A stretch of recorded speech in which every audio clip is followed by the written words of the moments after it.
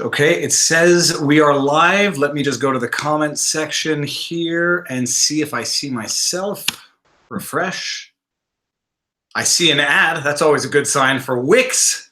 Okay, if people can tell me if they can see me and that if everything is up and running, that would be great. Am I going to press play? Oh, I see an ad. That's always a good sign for Wix.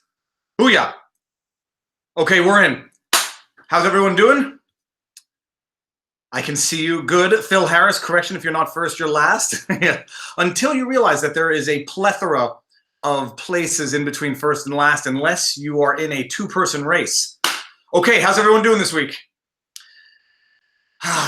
We are going to wait for as many people as we can to show up to the live stream. It takes a few minutes to come in, and I was a little late getting this going. 30-second, what is it called? Slow mode is on, so comment every 30 seconds, which might be a bit of a pain in the neck, but it's a way to ensure that I can at least see the questions. Natalie Buzuglu, hello, hello, hola. And we'll get the ground rules as always started. Let me just see where the framing is on this picture here. Hold on, so I can do it properly. There we go. For all the lawyers or people who may deem this to be legal advice, this is ton esidva legal. That's a joke. This is not legal advice. Nothing in this live stream is going to be construed as legal advice. We're just going to go over some of the discussions and the videos that we've had this week and clarify a few things that were discussed. I said we give it like 3 minutes before we get into it. Who has any like intro questions? Oh, I went fishing today. Let me see if I can pull up the fish. It was great fishing, and we caught a bass. I made a short video about it, but it is glorious. Look at this. Hold on a second. YouTube notification just went off. That's good. We've got to wait for the notifications to go off. Check this out. Let me see if I can make sure that we're in a good spot here. There we go. Look at that fish. We caught that off a little hook with a little worm using a dandelion as a floater. So for those of you who don't know about my other channel, I'm going to put that video up there later on. It's just a 5-minute video where we had a hack of using a dandelion as a bobber in the water. It was beautiful and efficient. Look at that fish. Look at that fish.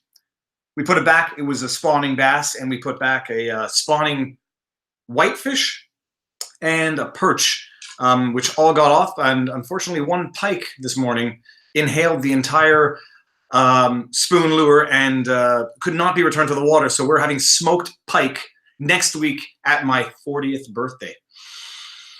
Turning 40 next week. Okay, let me see if I missed any questions here. Let's see. Okay, hold on. We're getting back here. We got Phil Harris, Dirk, Based Marduk, up and running, good. Natalie Buzuglu, Dirk, Massey, hello. Massey 420. 420 seems to be a number that reminds me of something. Will this count as fishing advice? Yes, this, I can give fishing advice. Oh, Natalie Buzuglu asks what other channel. It's called Viva Random. Viva Random. I just put the random stuff that I don't want to put on this channel because I don't want to flood everybody's inboxes or whatever. Tom Riggs, how you doing? I don't want to flood everybody's inbox with random silly videos that they may not want to watch, like me shooting a basketball into a net. But there was a classic one. Oh God, a basketball off the wall, nothing but net and a little bit of rim. It's fantastic. Okay, I guess we get going. One more minute. At 14:05, we'll get going and start talking about it. Done. Subscribe. Yes, I'm at 37 or 38 subscribers on that channel now. That channel is not about subscriptions. That channel is about allowing me to put up videos that might be licensable or able to be licensed, or good videos that someone might say they want to use, but I don't necessarily want to dilute what is now becoming the brand of the vlog on Viva Fried Vlog. All right, let's do this. Okay, well, we got time for a couple questions. Have I been to the U.S.? Yes, I have been to the U.S., Jensen, many times. We were just in Washington, and we had a bunch of great vlogs, VLAWGS, in Washington Supreme Court. We talked about the Fucht brand and the Mueller report. And for those of you who obviously know, I'm coming up with the follow-up, a discussion about the contempt of Congress as relates to Attorney General Barr. That's going to be a good one because I'm really like boning up on some American law, which I never really knew about. Thank you very much, Jensen. Okay, so let's talk the Nicholas Sandann. It's funny. So we had 2 videos this week on Sandmann. One was the NBC Universal lawsuit. The other was Washington Post's motion to dismiss. We did a analysis of Bieber's deposition, which was phenomenal. I mean, awesome to do, but it took a lot of time. And then the shotgun exposure to duck hunting video, which was a friend who introduced me to this at their place, and it was kind of interesting. So we can talk about all that. But talk about Sandmann, and then if anybody has any questions, ask them as we'll go. There were a couple of like good, legitimate questions in the comment sections that I probably could have anticipated and answered in the video, but it's just as better to do it this way. Can Sandmann, I should say, can Nicholas Sandann sue Nathan Phillips? Because we all know that he's suing, for the time being, CNN, Washington Post, NBC Universal for defamation.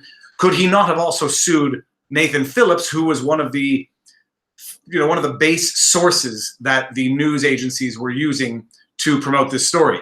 And the obvious question is, yeah, obviously he could have sued Nathan Phillips on the same or very similar bases as the news outlets that repeated Nathan Phillips' recounting of what happened. And as you know, Nathan Phillips was what the media was referring to as the native elder, and people in the comment section might accurately be observing that he may not be a native elder, which is a title reserved for elders within the native community. I don't know anything about that, and I wouldn't feel comfortable taking a position one way or the other, but those are some observations. The media was referring to Nathan Phillips as a native elder. And he immediately after the incident was saying how the Covington Catholic high school kids confronted him, and he was banging his drum to diffuse the situation. In reality, the video evidence showed that what Nathan Phillips was saying and what his interviews were relaying by way of information on mainstream media was not at all the case. So as far as defamation goes, is it defamatory? It's false information that might defame the Covington Catholic kids in what it's insinuating. There's an argument that Sandmann could sue Nathan Phillips for defamation for having uttered publicly things that were wrong that had the effect of defaming Nicholas Sandann.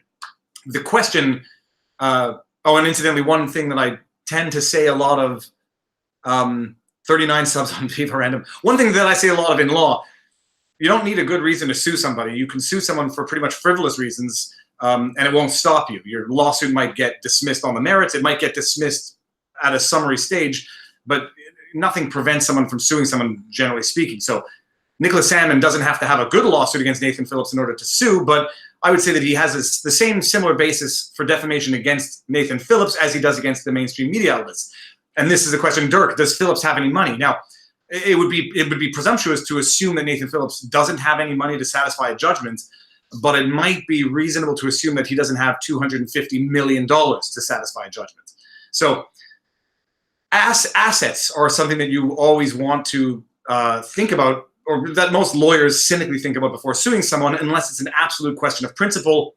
And in the Nicholas Sandann case, it might be a little bit of both, but even if it's the biggest principle in morality or spirituality, it's no good suing someone who might not have the assets to satisfy a judgment. And then strategically, adding multiple defendants to a lawsuit complicates the proceedings without actually maximizing or increasing the net potential benefit.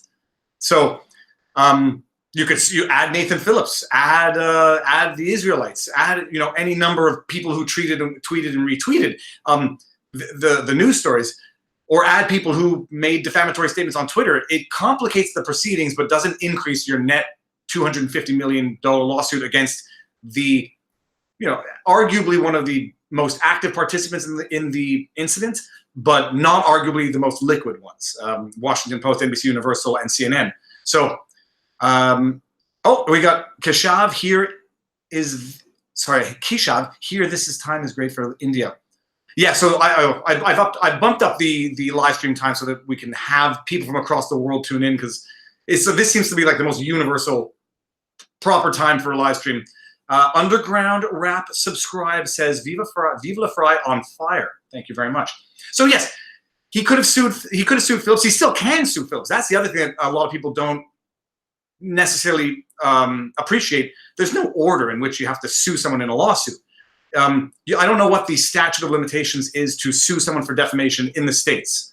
In Quebec, it would be 3 years. I assume or imagine it would be maybe the same, but it might not be. There may be particularities about defamation in jurisdictions. Oh, you know what? Defamation might be one of the bases of a lawsuit that actually has a shorter prescription period. Either way, you have to double check what the prescription period is. That is to say, the period in which you can sue someone for defamation. But within that period, there's no required order in which to sue. So Sandmann can sue Phillips in a month, in 2 months, whatever, so long as it's within the period of limitations or the statute of limitations. Underground Rap says, I'm being sued for an old urn, and I'm not sure if that's a joke or that's an actual estate's family dispute that Underground Rap subscribes going to. So there's no order in which you can sue someone.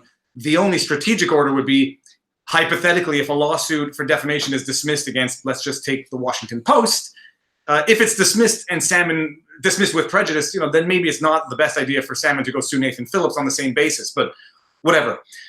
The no order in which to sue. The only considerations are, will it complicate the proceedings? You add defendants, you add depositions, you add proceedings, you add complications without increasing your net best case scenario, so why do it? That was the first question. And that's the first answer. Let's see, Tom Riggs says, do you think that the WaPo will negotiate or fight in court based on the request for summary dismissal? So this gets to the second question, which was a very interesting one also, is what was the net benefit or the strategic reason, am I still in frame here, for the Washington Post making that motion to dismiss? Because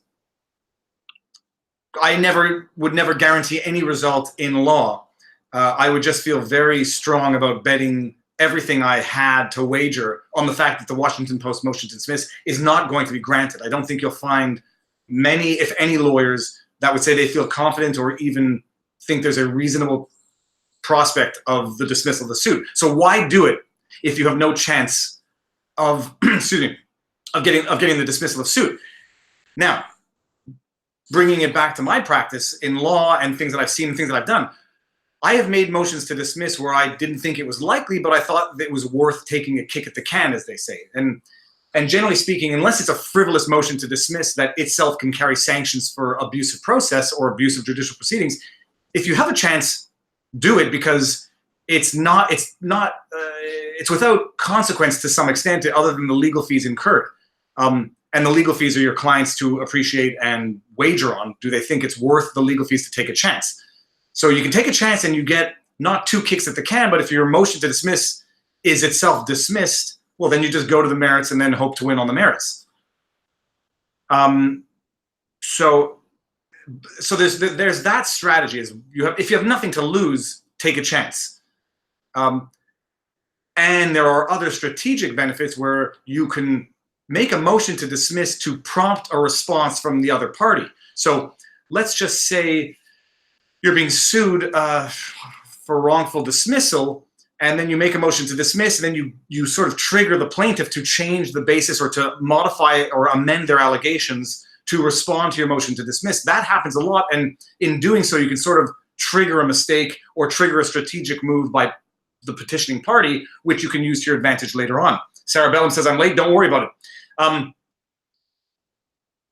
Okay, so Base Bardic says in Texas, the statute of limitations for defamation is 1 year. And now I'm saying it out loud. I think it might be 1 year in Quebec. I'd have to double check that, but this is why it doesn't constitute legal advice, just general information. One thing is to always check the information with a lawyer in your proper jurisdiction. So you can make a motion to dismiss because it won't have any lasting consequences in theory on your defense to the lawsuit. If your motion to dismiss is not granted, you go to trial and then you try to have the dismissal on the merits. You can trigger a response by the petitioning party, which you could then use to your advantage, or hope they make a mistake, sort of like in chess and making a gambit or a sacrifice play. Base Marty says that was not legal advice in terms of the defamation prescription being 1 year in Texas. You can make the motion to dismiss and hope that you get the other party to amend or do something to make a mistake, or you can make a motion to dismiss, and this is what I'm thinking in the Washington Post case. If you don't expect the matter to go to trial, but you want the public to know your position, or at least potentially sensitize the public to your position, or get them to maybe be sympathetic to your position. Maybe you have a trial by public opinion, knowing you're either going to lose on the merits or never get to the merits because you're going to settle. Just let the public know what your position is. The risk, Japes Fournier, Fournier. I guess that might be a funny way of spelling Fournier, which is a last name, but greetings from Ottawa, greetings from Montreal. So in Washington Post's case, it might have been a publicity, not a publicity stunt, but rather a publicity play. Let the public know that they were of good faith when they did this. They didn't mean any malice by it, et cetera, and hope to garner some support by in public opinion. Other people astutely observed that some of the things they said in that motion to dismiss can be held against them. Or someone asked, can what they said in that motion to dismiss be held against them? And the answer is absolutely yes. I mean, for sure, anything you say in a judicial proceeding, in theory, can constitute what we call a judicial admission, which is very interesting where, and I'm reading the motion to dismiss, the section where they said it was an emerging story that no one could reasonably consider to be the complete story. Well, that's good. Oh, hang on, hold on. 1, 2, 3, hook. Oh boy. All right. Barney's in the picture. Booyah. Actually, just gonna go ahead and put that down there. Barney was fixed this week, and they may or may not have given us his things. But Barney's fixed, and now he's gonna hopefully calm down and stop being so aggressive with other dogs and stop humping Pudge day in and day out. So that's it. So when someone says something in a judicial proceeding, it can constitute what we call a judicial admission, and that's something that you can't take back. So when the Washington Post says it was an emerging story, good boy. When the Washington Post says it was an emerging story, if I'm Nick Sandmann's lawyer, I'm saying, great, that's a judicial admission for the inaccuracy of the story. That's a judicial admission that the story was wrong when you ran it. Now, saying it was obviously emerging and we're going to get things wrong, we'll see if that's a condolences, Barney.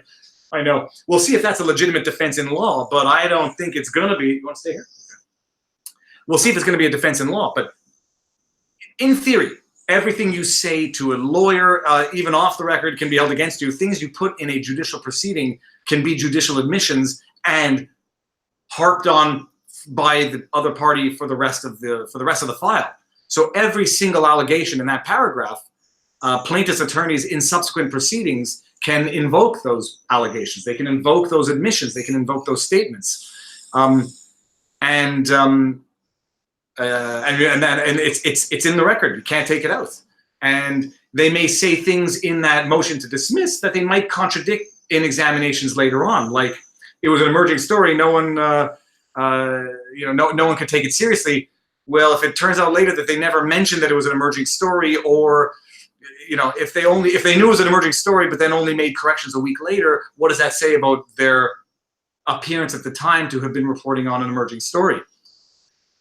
So that's it. That was the other question. There's a lot of stuff in a 45-page document. There's a lot of stuff that you can inadvertently say or say on purpose, but not fully appreciate how it can and will be twisted, and not twisted in the negative sense, but rather exploited by the other party. I always say, in law, in a letter of demand and everything, less is more, because people think by saying more, they're going to somehow convince the other party. You're never going to convince the other party in a judicial proceeding. And by saying more, you just give the other party more to work with, to contradict you, to undermine you, to hold against you in the future.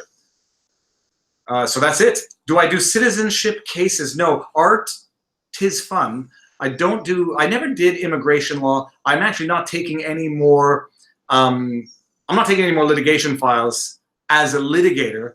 I've started doing mediation, where I just got accredited as an accredited mediator in commercial matters as a lawyer. So you can become a mediator or take the course and you have the training, but because I'm a member of the bar, I got my training accredited, so now I'm recognized as an accredited mediator with over 12 years of litigation experience, which I think it'll be good for mediation. Base Martic says, but if you only have one chance to sue, wouldn't taking a shotgun approach be better? Well, a shotgun is in or the spaghetti on the wall approach, throw a plate of spaghetti on the wall and hope something sticks. Not necessarily, because the shotgun pellets don't disappear into the ether. They are there to be nitpicked and analyzed by the opposing party for the rest of the file, and they will be. And if in deposition you say something that contradicts something you said in a motion earlier, especially one that is sworn to or a sworn statement, it doesn't work well for the file. So there's that. Now, going back to this, oh yeah, I'm not taking any new litigation files. I'm into this. I'm going to start doing this thing called mediation and launch my website soon. But that was another question that someone had asked on the Sandmann thing: is how would anyone mediate this file, or can this file be settled out of court? Will it be settled? You want to get down? Yeah, get down. 1, 2, 3. Can it be settled? Will it be settled? And if I'm the mediator, or if I were the mediator involved, how would I go about it? How would any mediator go about it? And this is like one of those situations where a lot of people are going to think, I took some notes, so I'm just going to go back and make sure I got everything. A lot of people are going to think like this is the type of case that you can't possibly mediate, because NBC is never going to settle because it would be admitting wrongdoing. Nick Sandmann's never going to settle through his parents. If he's still a minor when this continues going on, he'll never settle because it's a question of principle. He wants to clear his name. And this is the thing that that a mediator, or I would say not necessarily a mediator, but it couldn't be an arbitrator, but someone who's going to try to convince people to see the middle ground would go to the Washington Post and say, or CNN or NBC Universal, say, you don't know how this is going to go on the merits, especially you get in front of a trial by jury in Kentucky and you don't know how bad this can go. So for them, it'd be easy to see the financial risk versus reward. I suspect they have insurance for this also, but I don't know. It had never been mentioned. I couldn't find any confirmation one way or the other. But NBC Universal, CNN, WaPo, it's easy for them. It's easy for a mediator to make them appreciate the potential financial downside. A lot of people would say, Nick Sandmann, it's a question of principle, clear his name, go to court.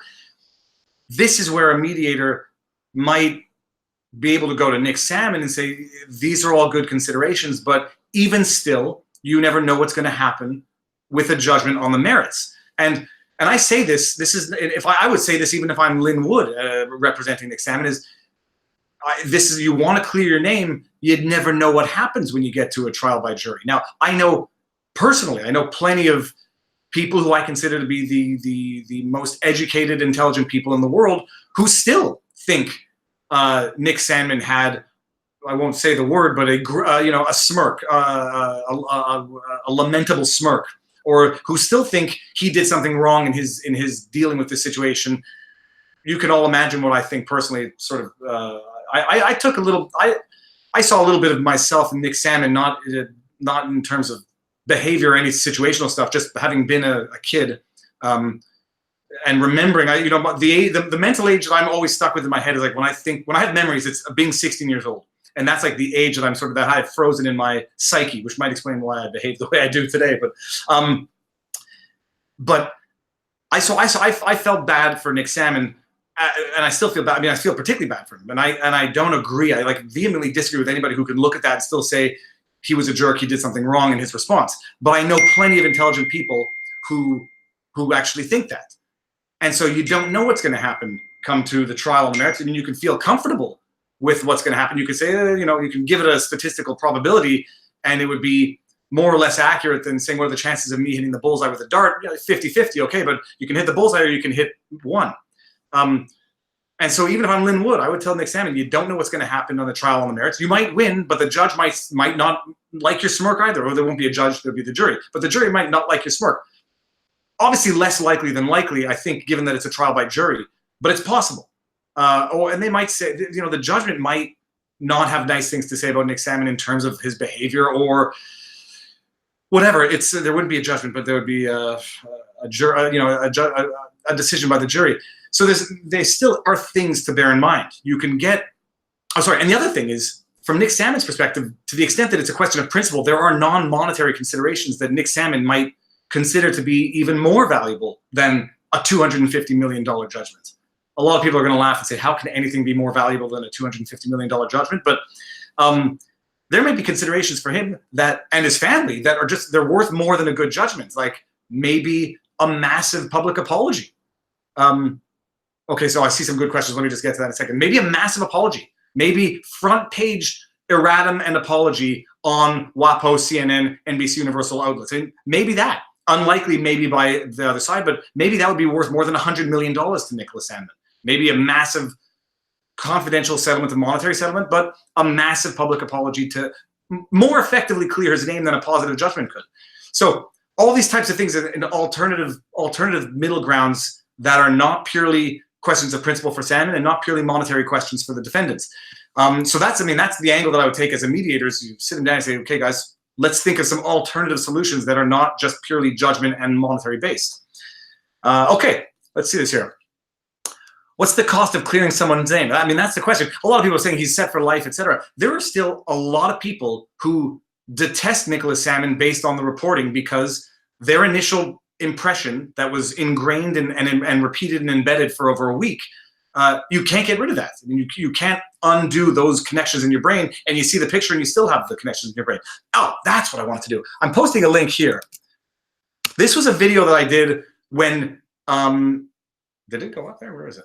Oh, I'm not at the bottom. This was a video I did after Philip DeFranco had posted his response tweets the same weekend, I think the same day of the incident. And everybody's jumping on the bandwagon to jump on this when it happened and share their opinions and their disgust, etc. And I made that video because when it became clear what happened, it's nice that people admit they were wrong, or they say, oh, I'm changing my opinion because more facts have emerged, but people don't apologize when they should in this world, and it's because nobody wants to apologize, because like in litigation, an apology is always an admission of defeat. It's like a partisan victory, and people are so reluctant to apologize. It drives me crazy. But regardless, and so on that video, someone just commented recently and said, you know, how could I have, I was upfront in that video. When I first saw the 30-second clip with the commentary and the context that was being framed, I didn't jump on Twitter to shame anybody, and I would never do it. I remember what I thought. I was like, oh God, don't people appreciate that this looks bad when they behave like this? Then I said, but I keep it to myself and continue following the situation as reasonable people should, and not reflexively jump to social media to share my opinion as though it matters about what I think about this kid, but just make sure you know what you're talking about before you start talking. And then when it comes out that, you know, this whole thing is wrong, I'm like, okay, good. I'm glad I don't have that reflex to jump on social media and pounce. And B, this should be a learning lesson for everybody. But I had that initial reaction because the picture that I saw and the context that was framed, as much as I may or may not trust what the media puts out, you know, I have my own reactions and I have my own instinctive reflexes. And for someone to say, like, how can you look at that picture and have that reaction? This is an interesting thing, by the way. Google it when we're done.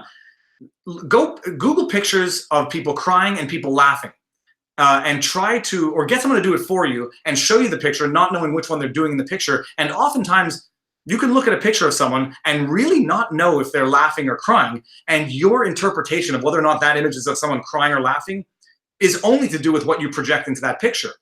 And so there's obviously, I mean, you call it bias, call it whatever. Everyone is going to have that instinctive reflex when they look at an image, even without any context, let alone add some context that is susceptible of being plausible of the situation. Then you can have a totally different initial reflex. But the problem with social media is people jump on social media reflexively to share their disdain, to show how, you know, how glorious and virtuous they are. And when they're completely caught with their pants down, having jumped on a false story or promoted wrong information, they can't apologize. And I think incidentally that video got me banned from the comment section of Philip DeFranco. I can't seem to see my own comments there anymore. Okay, now what did I see here?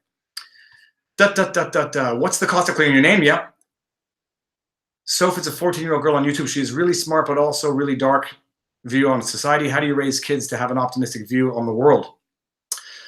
Anyway, so if anyone doesn't watch Soph, I mean, I follow Soph, and she's been in the news a lot lately because of a BuzzFeed article that came out on her. Yeah, well, maybe we don't touch that. That's a touchy question. Okay, let's see if I missed any questions. If Bezos bought, Tyler Albee says, if Bezos bought WaPo for $250 million, could this bankrupt WaPo if they don't settle and lose? If they lose for $250 million, could it bankrupt Washington Post? I don't know. I don't know what the finances are. All I know is you look at what happened to Gawker, but Gawker is not the Washington Post. You never know, but yes, we'll see. We'll see that. Okay, so here we go. Did I miss any questions? I had a lawyer help me with the name discrepancy with Real ID Act. He used a similar strategy to find compromise with my name, which he got the judge to easily clear up by dropping 2 of my 5 names. This is from Art Tis Fun. That's very interesting. Let's see what we got here. Jeremy Anthony says, it's like you say about deposition questions. Wait 3 seconds. People should wait to comment on social media. People should just not use social media to shame other people. There's you know, in certain cultures they say that to publicly embarrass someone is to execute them. You have to really have a darn compelling reason to publicly shame, humiliate, or condemn someone. Oh, and incidentally, who is following this James Charles, Tati? Anyone remember her last name? Who's following this? This is the perfect example of how social media, you know, on both sides and to some extent all around it's you unleash mobs on and nobody really fully appreciates how much promoting a tweet, tweeting something, putting something on social media can have devastating effects on other people, deserve it or undeserve it. Like who's following this? Oh, Tatia Westbrook. Thank you, Tati Westbrook. I don't know how I got into it. I just watched that original video by Tati. 43 minutes. I watched it at 1.5 or 1.75 speeds because I'm not watching a 43-minute video on something. Anyways, I deep dived into it after that. But it's an amazing thing where Tati puts out a video to publicly air her grievances with James Charles. James Charles goes on to lose 3 million subs over, say, 5 or 6 days, but 1.2 million subs in 1 day.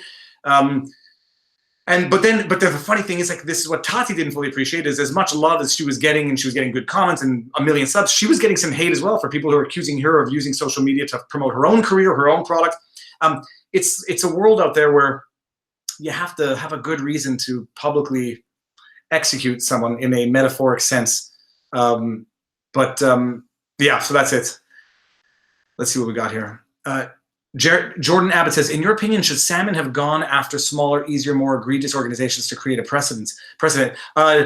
No, I don't. I mean, I don't think so on its face, because the defamation is going to be the same regardless of whether it's a small organization, whether it's what's her name? You know who I'm thinking about, the red-headed Kathy Griffin. You know, going after Kathy Griffin for a tweet, you know, asking to dox the kids. It's the same basis. It's the same threshold. It's the same work. It's just not the same prospective benefit. In my personal humble opinion, you go after the big players right away with all you've got, because the proof is going to be relatively the same. The burden, the questions in the law are going to be relatively the same, and your upside for going after NBC is much bigger in terms of then being able to satisfy a judgment than I don't know who the other accounts, the Twitter accounts were. Okay, let's see. Viva, Irils, I'm sorry, James Charles. I watched James Charles' apology. And that's another thing is, and then I watched PewDiePie's analysis of James Charles' apology. And I mean, PewDiePie's right. You also have to wait a bit of time before making an apology, and know full well that whenever you put something on the internet, social media, people are going to dissect it. They're going to do all sorts of embarrassing things with whatever you put out there. I have no doubt that there are like screenshots of my face in like ugly positions out there, but someone did a version of James Charles' apology, only breathing. And I mean, you just know that people are going to make fun of you on social media. That's also what the internet is for. It's making fun of people. Jeremy Anthony says, Tati is a liar. It was all about money. Yeah, I'm not, I'm not going to sound off on that on my social media. That's not what my platform was about, but I was, you know, everybody came out with an opinion. PewDiePie had a good analysis, but one thing is for clear, we'll get off this afterwards. If you're James Charles and you lose 3 million subs in a week, there is some underlying resentment that you know, that is not a normal cascade effect, even of you know, the most egregious bad behavior. So there had to have been some underlying brush there that we didn't see that could fuel that fire, because it really went somewhere quickly. Okay, can we have a screenshot of Dave? Hold on, wait. No, oh, there you go. That picture, that face is going to be up on the ether for the rest of humanity. Yeah, okay, so then I started looking into Phil Damaris in Marineland. I'm not yet into that because I'm trying to finish up with Attorney General Barr, but Yeah, that is an interesting situation. Okay, so let's see what else on Sandmann. Anyone else have any questions on Sandmann? Anyways, get the questions in there if you have them. Justin Bieber, the depositions. Who loves watching these depositions and loves in a sort of, I don't want to say a anger-fueled way, but I watch these depositions, and there's two things that drive me nuts. Is whatever I say about either lawyer, I can be certain was true of myself as either one of the lawyers when I did depositions. I know that Jeremy Anthony can't wait for the AG Barr video. I'm reserving the right to be wrong on a bunch of things. We're going to see how it goes.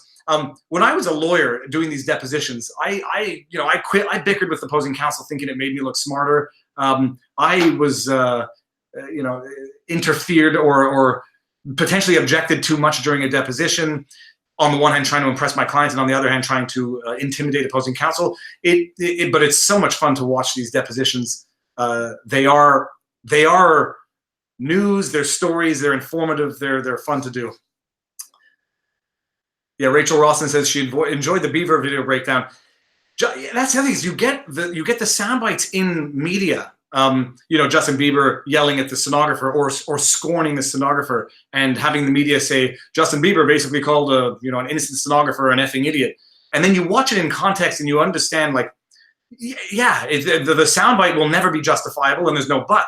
There is a context where you understand how bloody frustrating it is to sit down with someone for 4 hours and answer the same question in one form or another, and have your life picked apart, and have them ask invasive questions about whether or not you had any drugs within the last 24 hours.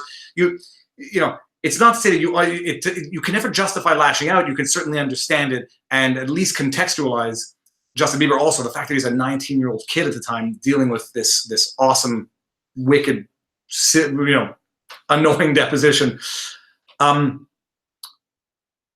Jeremy Anthony says, can you do a deposition that both counselors do well so we can see the difference? So I have two. I have one where the counselor was just amazing. It was impeccable.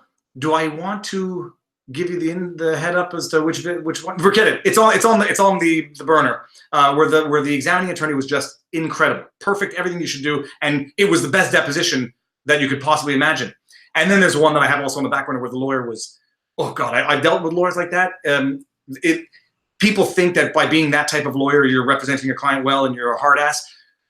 It was the worst. It was the worst conduct from an attorney that I have seen on the internet to date, but I'm sure there's worse out there. Okay, so let's hear it. Whiskey Throttle says, hello, sir, long time no see. Yes. Did I ever find a bottle of Proper 12? I found 2 bottles in Vegas when I went down there for the GoPro CES conference, and I got them. It was very good. It's very good. It's better than Jameson. There, I said it, if Conor McGregor is watching. Okay, let's see if I missed any questions here. I'm not being mean, but was that the This Is Not Legal Advice saying by one of my kids? And can you make it merch? So don't worry, I don't take that as an offense. That I made myself, and if you want to know the embarrassing thing is I had like 3 versions of it before because I kept misspelling the words. This is not legal. Anyway, yeah. We could do merch with that. That would be good. Oh, there is merch. I need to post the link to the merch, but my merch game is terrible, just terrible. Base Bardic says, what ended up happening with TMZ claiming your Lil Wayne video? I have no news yet. It's still in dispute. I keep checking it every day, but as soon as I have news on my copyright dispute of my analysis of the Lil Wayne deposition, I'll tell you guys. My only concern is that if they do decide to drop their copyright claim, I don't want to look like I'm gloating, like rubbing it in their face, because it's not about who's right and rubbing in their face. It's just about what is right. So if they drop it, I will casually and non-gloatingly just advise everyone, like, yeah, every now and again, disputing a claim does work if people are being fair. And if it doesn't work, I will have lost, I think it's like $35 now. So that's dinner. That's dinner for a family. Okay, let's see. Sarah Bellum says, the depositions infuriate me. I just can't stand the way they act, lawyers and the person being deposed. I always say that, people hate lawyers, and there's a reason. There's also a reason why lawyers become politicians and why politics is the way it is. Lawyers have a demeanor and they have a way of acting. It's just a lot of them, not all of them. There's some where they are polite. They just ask their questions. They don't needle. They don't try to be mean in the way they do it. They're definitely, in my experience, the minority, and the problem is that people don't see that as an asset or a positive in a lawyer. They see it as a liability or a weakness, and I think it's a problem with the practice. Your depositions on average get 10,000 views. Your duck hunting are getting 400 views. Nick Bedard. Yes, a promise is a promise, though. I said I'm going to do one family vlog a week. This indicates to me where the demand, not the demand, but rather where the interest is. Nobody is going on YouTube looking for Viva Fry family vlogs to see what they did that weekend. But I still love doing them because I love those types of life experiences. But yes, the depositions, people get something out of it. It's great. It's fantastic. And I think they probably learn more in terms of strategy than they can learn elsewhere because it's the nature of it. You learn, you get entertained. It's fantastic. Viva merch sounds like a good idea. Yeah, I'll have to post a link at the end of this just to show that I do have some merch. Okay. I could add context to a Bieber thing. Stratford resident for 24 years. Mike Emmons. We're listening. There's a 30-second slow mode on, so that might explain why you can't post a comment too quickly.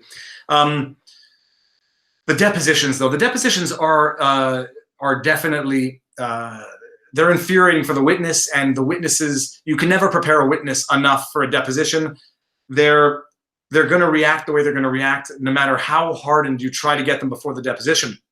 And it's not like there are some people who make better witnesses, but that only comes at extensive experience in the court system. I like to think that I would make a great witness.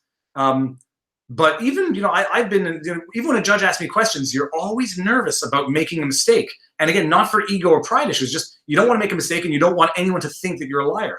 And so witnesses, they're always thinking that. Who did I just watch? I think it was the Bill Gates, which I started watching, but I'll get to it in a bit later down the line. I have to save these things. But so much time between question and answer that it looked almost insincere in the answer, that the answer was calculated as opposed to authentic. Okay, so let's see what we got here. We've got some questions. Rachel Roston says, have you ever noticed a buildup of subs has come mostly from your vlogs?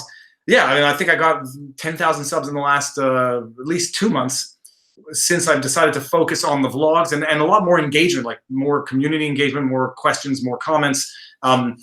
It's people like this niche, and it's a niche that I can contribute to. I don't think my life is interesting enough to qualify for a Casey Neistat type ordinary vlog or a Roman Atwood or who's the other guy? Logan Paul. Anyway, my life is not that exciting in that respect, and I'm not interested in what's the word I'm looking for?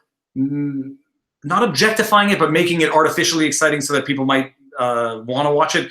But the vlogs, people like that. People are also just craving not objective, because I can't pretend to be objective, but they're craving sort of unbiased, honest analysis. And I'm doing my best, and if I can keep that up, it'll be good.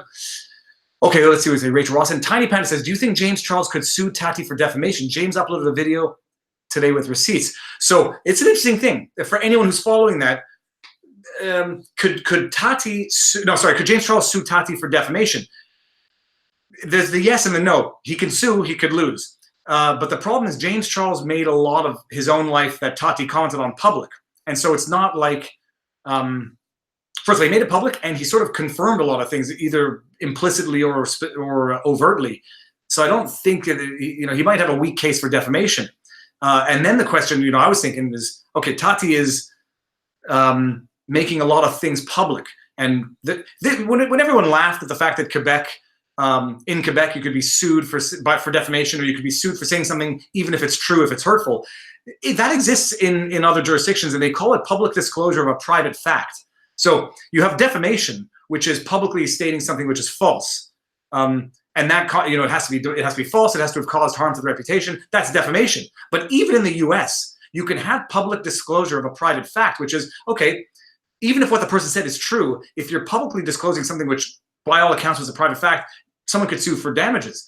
And I was thinking, okay, when I saw Tati's video and she's talking about James Charles, let's just say sexual preferences, and not having known enough about James Charles, I'm like, okay, she seems to be disclosing a lot of private dinner time conversation publicly, very publicly, that can lend to this basis of a lawsuit.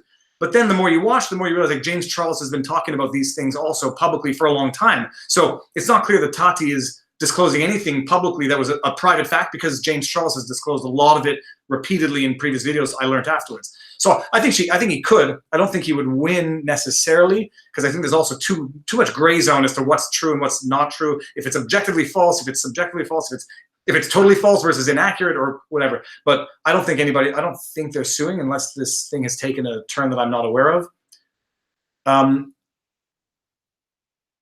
Okay, let's just see if I missed any other questions here. Hey, David, Kevin from Ohio here. Kevin Downey says, Kevin from Ohio. I have watched almost 99% of your videos since I saw your ice fishing video. Say hi to Val, Ron, Gail, Peter, Pam. 62,000 subs is great. That is all my extended family. Person's name, I'll call him Shy Ox. Do you remember the congressional hearing where Martin Shkreli, Farnborough, pleaded the fifth to every single question? Why would a lawyer advise him to do that when it makes you look so bad? Yeah, I remember that very well. Martin what was his name? Martin Shkreli was the guy who bought this generic pharmaceutical company. I think they offered drugs to HIV patients and jacked up the price, like, I don't know how much, like whatever, 1,000%. See, I think the thing is you can plead the fifth. I think, and this might get back into the congressional subpoena video that I'm going to do. You can be held in contempt for not respecting a congressional subpoena, but you're within your rights to plead the fifth to avoid self-incrimination in the criminal sense. So it may have been a strategic thing. You don't want to be in contempt by not respecting a subpoena, but you don't want to incriminate yourself, so show up and plead the fifth. I don't know. I don't know enough about that total situation to know. I just know what Shkreli looked like when he did it. I did not think that he looked good doing it either, but anyways, that's it. It didn't end up well for him in any case. When does preparing a witness become obstruction? How does a lawyer know? Good. Rafael Insagnares. That's the perfect question, and that's something that maybe I'll do. I might do videos on these, like standalone videos in any case. A lawyer can prep a witness on their story, can make sure the witness knows their story, can make sure a witness is sensitive to what the examination is going to be like, how they're going to be harassed, bombarded with questions. The questions can be ambiguous.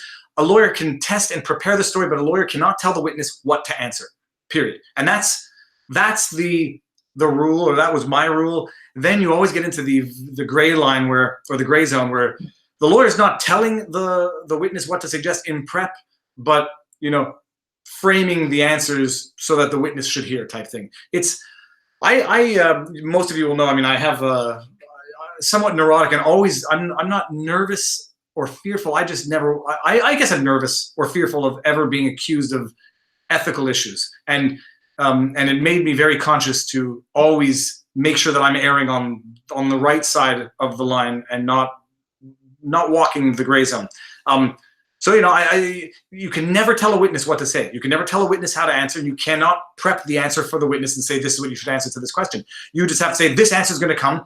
What are you going to answer? When they ask this question, what is going to be your answer? Now, everybody knows darn well behind closed doors what the lawyers do with their own clients, that is to say. It's par for the course. That's sort of what prepping the witness has come to mean. You're going to get asked this question. You shouldn't say this. You shouldn't say that. I was always neurotic about that, because once you do that to a client, your client does not always stay your friend and does not always keep these types of pieces of advice confidential. So to some extent your client is your client, but to another extent you have to appreciate that at some point, if you do something unethical with your client might hold it over your head at some point. So how do you prep them? You go through their story. You make sure they know their story. You make sure that you ask the questions that opposing counsel is going to ask, but you don't tell them what to answer, because if their answer in the examination is, well, that's what my lawyer said to do, what do you think is going to happen to you as a lawyer? You're going to have a number of problems, and it's going to start with opposing counsel and the Bar Society. So that's it. And the other thing is, once the witness is under oath, I was over the top neurotic about this. You don't talk about their testimony. You can't say you're doing very well. Maybe you could say you're doing very well or you're not doing well, but even that, you cannot tell the witness what they have to come back on, what they should have answered better to, what they have to clarify after the break. You just can't do it. Too many lawyers do it, but whatever. Do you remember okay, sorry, we got that. Which one we got here? We got Raphael's question. Bill, I fear going through the airplane check, even if I think I haven't done anything wrong. It's human nature, I think. Bill, every time I cross the border, it feels like I've gotten away with something, even though I'm among the cleanest, the cleanest non-guilty people in the world. Like, yeah, when anyone's asking you a question, just like, did I forget? well, they're funny stories, but like, you know, did I forget a beer in the trunk of the car? Did I forget that I bought something and they're going to see on a receipt? But every time you cross the border, every time I cross the border, you get through customs. Like, yeah, you feel like you've run a race. Rachel Austin says, "Good for you, buddy. Proud of you. Just remember to be silly and fun every so often." Well, yeah. Well, we'll get to my shotgun video, which seems to have gotten some negative reactions. But Sarah Bellin says, "I think the vlogs are so successful because you make something that isn't usually accessible to everyday folks, easy to understand, and fill it with facts and humor. It's a good mix." Thank you very much, Sarah. Oh, that nice little membership logo right next to your name. What is my favorite law book? I don't know. My favorite book is 1984, and I didn't even read it. I listened to it on audio because I don't have the attention span to sit down and read a book. Current aspirations for this channel. I think I like the system that we've got now, and I've liked the format. I mean, I like the way it is. My aspirations, I'd love to have, at the very least, there's that expression that if you tell yourself you're going to be happy when you get what you want. Wait, what's the expression?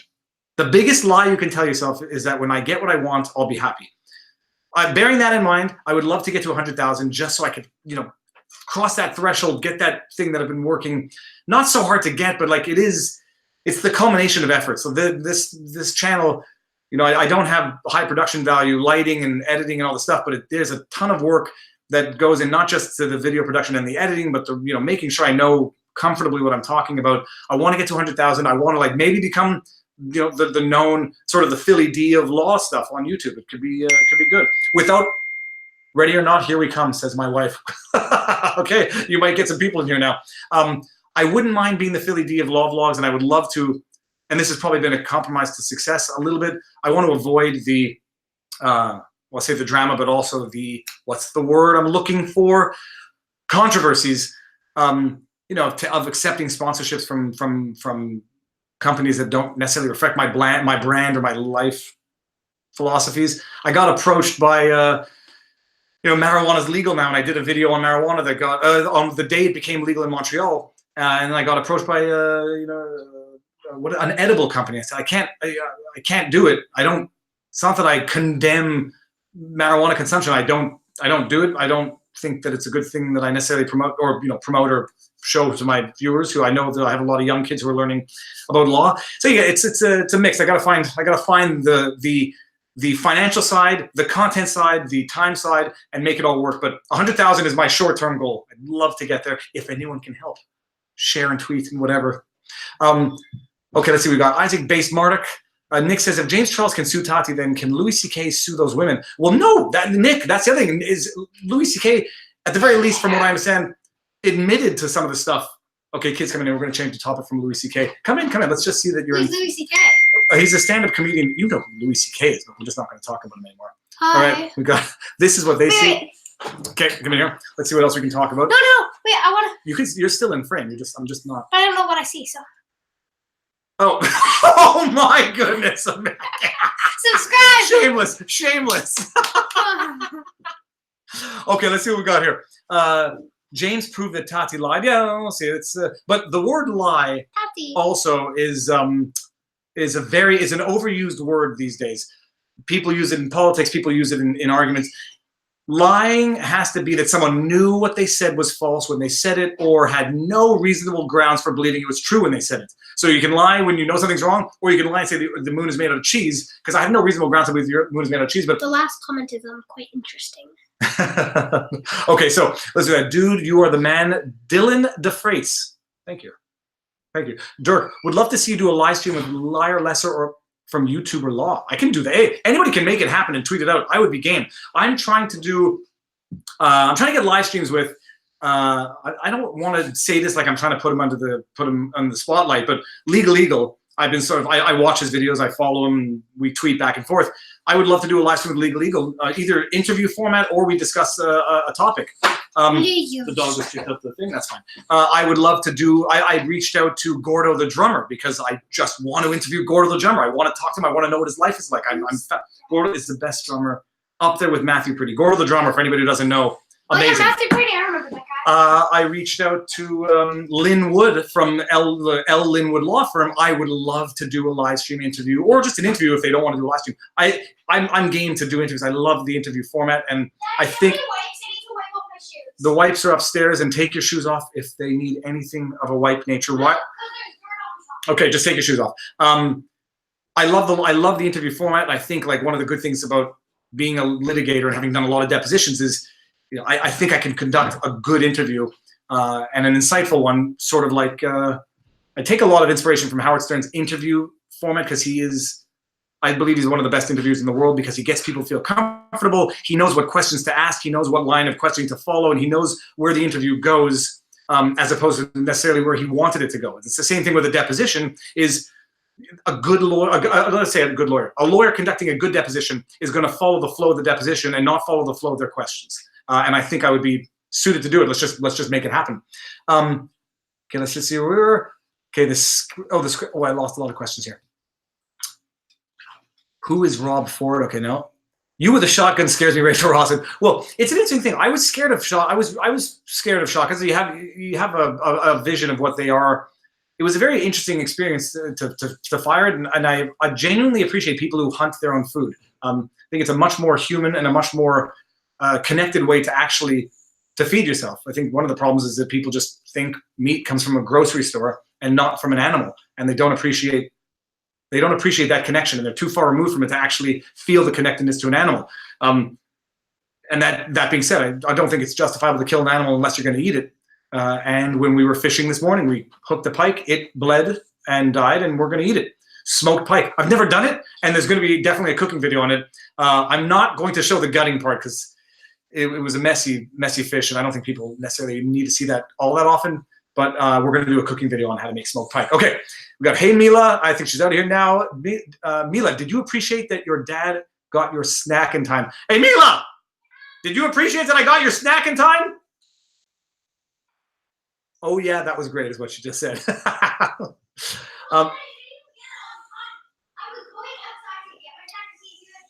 Nobody can hear you, but she said I didn't get it on time. But anyways, I got it to our time. You should check out Reasonably Sound Reconsider podcast. Yeah, I also should. I need to get my podcast going. Come. So you were on the nose. So my snack started, and they're like, breaking news, people. Go get your lunchbox. I'm like, okay, let's see if it's there. Wait. He's got no clothes on. There's one kid who has no pants on. That's not. And I'm like, let's see if he got it. And he was walking up the stairs. I got there in time. Okay, and we might end this in a couple minutes because it's going to get really unpleasantly noisy. But let's just see here. Viva, thank you, Mila, for wearing my Rossum shirt. Yes, Rachel Rawson made us these awesome shirts. They wore them in their passport photos, but they cut out the Rawson part. I think your ethos on shooting is the best way of thinking. Don't hunt for sport, hunt for food. Sarah Bellum. No, there's no question. First, I can appreciate and understand the moral issues that anyone takes with killing an animal for a wall mount. But that being said, I don't find anything morally objectionable in hunting food for sustenance. Obviously within certain limits of the higher order nature of the food, but that's another discussion. That being said, I totally understand people who don't like it, and I understand vegetarians and vegans, and it's just a question of everybody respecting that which is not objectively morally objectionable. And I think hunting for sustenance and hunting in a way that is respectful to nature, nothing wrong with that at all. Is Trudeau going to be charged with obstruction? If I'm betting, no, and that's that's not a political observation. That is just politicians, even when they objectively commit crimes, somehow seem to never get in trouble for it. And let's say Viva and Marion podcast. That would be great. Yeah, we're not calling it couples therapy. Hold on, let's just see where you are in this frame. Why I just see you? Yeah, no, hold on. Why did you just see me? Oh, sorry, there she is. Hi. We're gonna go outside in a few minutes. So. Yeah, we should get a podcast. It will not be couples therapy, but we can have fun. Okay, so that's it. I think someone needs apple juice. Shall we call it quits? I'm going to put a link into the. I'll put a couple links at the end of this video or in the comment section when the video becomes a standalone video. I don't think we forgot anything. Let me know. Anybody? 2 minutes left. Daddy touched the egg right here. Yeah, that's the egg I took down. How many people do we have here? We got 57 left now. It's his 40th birthday on Thursday. I don't care. Well, I have my video planned for my 40th birthday. Reflections of life. Life is a roll of toilet paper. I don't know where it is. Okay, everyone, that's it. Let's do it. Have a good weekend. Tweet, DM, let me know if you have any suggestions, and stay tuned. AG Bar, I think I can do it for tomorrow. think I can do it for tomorrow. Okay, now as I do this, I'm going to go to this. I'm going to put my thumb over and say, peace out, everybody. Nice talking with you. Boom. Stop.